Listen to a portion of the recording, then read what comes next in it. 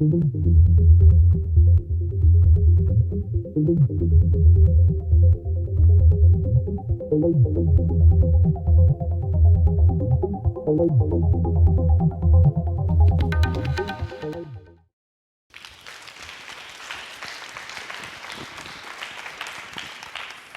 this whole thing started 2 years ago, almost to the date. It was May 2009.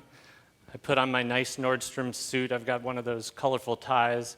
And I started heading down to my downtown office in Portland, where I worked for a major media corporation.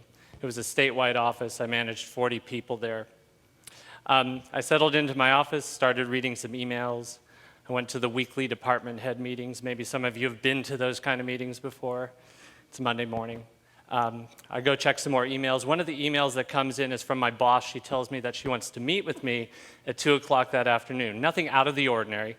I go to lunch with a client, come back to the office, check some more emails, meet with some managers, and head into that 2 o'clock meeting.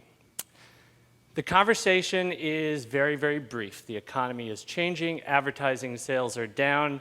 My services are no longer needed. The HR manager gives me a cardboard box. This is a true story. Escorts me into my office, supervises me while I clean out my personal effects, put them into the box. And then after 25 years working for large traditional media companies, the HR manager escorts me out of the building. So a little bit of background. I graduated from one of those big-name universities that a lot of you may have heard of. I became a news reporter, did that for many years, had a great time doing that. Moved on to the business side of media, advertising sales manager. One of these guys who was thinking that maybe someday I would grab some kind of fancy corporate title, you know, VP of sales, something like that. Turns out it wasn't in the cards, and that's okay. So here I am, 47 years old, and I'm driving home to tell my wife and 2 teenage kids about what had just happened. Those were some pretty tough times, right? So I'm collecting unemployment for the first time ever. I'm looking for a job, not finding many opportunities out there. There are a lot of guys like me out of work at the height of the recession, right? So what happens is, I should also add, my wife had recently, she had to shut down her real estate business because of the economy. So things are kind of tough around our house, right? Got a couple kids getting ready to go to college. So what happens is, the main thing that happened next was, well, 2 things. First of all, I've got my wife, my kids, my neighbors, and my community standing right there with me, inspiring me every day. It made it a lot easier as I started to rebuild, both financially and emotionally. So over the past 2 years, what I have gone through is a sort of personal and business transformation. And I've come to learn that sometimes in life, you can find inspiration where you least expect to find it. I found it at a mattress store. And that's not a punchline, I promise. So here's what happened.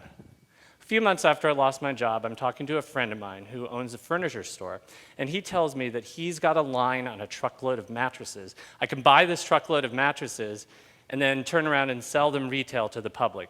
I'm thinking, it sounds a little sketchy, never really done anything like that. But, you know, maybe there's something to it, right? So my wife says, well, this is kind of crazy. We huddle together, and a couple days later, we decide to go for it. We borrowed $8,000 and bought a truckload of mattresses. So I spend the next couple of days driving around town trying to find a place where I can put these mattresses and start selling them. I've got this vague notion that I can start a pop-up store selling mattresses, right? So I find this out of this car dealership near my house that had gone out of business a year ago, and they've got a lot of space. So I go to the landlord, and I rent the space for a month. And a few days later, it's New Year's Eve, December 2009. I get together with a bunch of my friends, and we unload this truckload of mattresses, 90 mattresses. And we put them on the floor of the car dealership and start displaying them. So after we unloaded, we drink some beers, and I get to work. I listed all of the inventory on Craigslist. We love Craigslist, okay? So the mattresses are on Craigslist. Then it comes to January 2nd, 2010. My wife and I are in business. We open our mattress store. So at the beginning, business is kind of slow, but, and I should say we didn't have a business plan, and we really didn't know much about mattresses, to be quite honest with you. And then business starts to pick up a little bit. People see the fancy signs we've got in front of the store. And Our first customers are really our neighbors, and then word starts spreading a little bit. And before you know it, my landlord is kind enough to lend me his big pickup truck so that we can start delivering the mattresses that we're selling.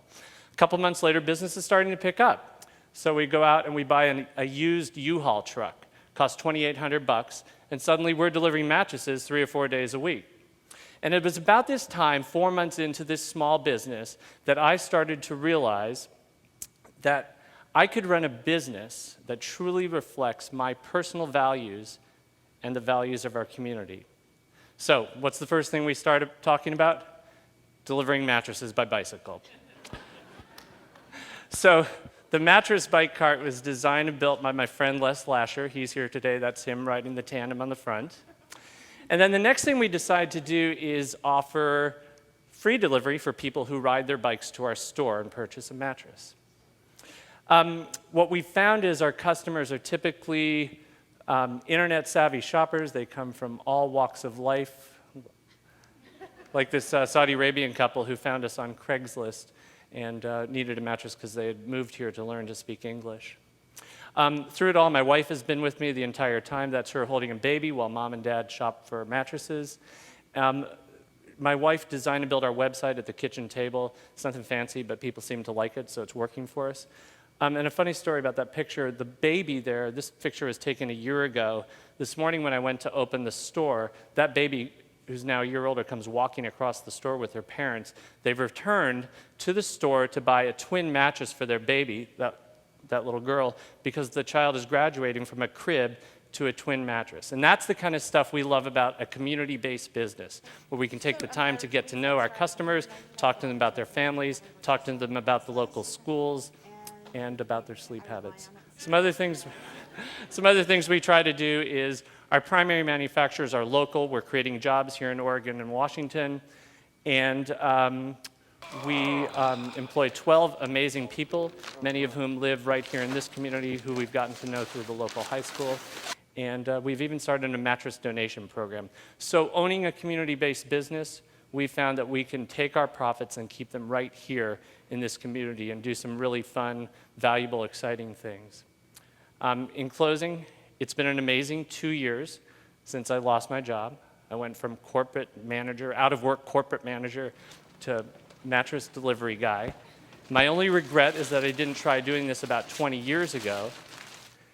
And that Nordstrom suit and tie that I talked to you about a few minutes ago, well, a few weeks ago, I donated it to Goodwill, and that was the best decision I could have ever made.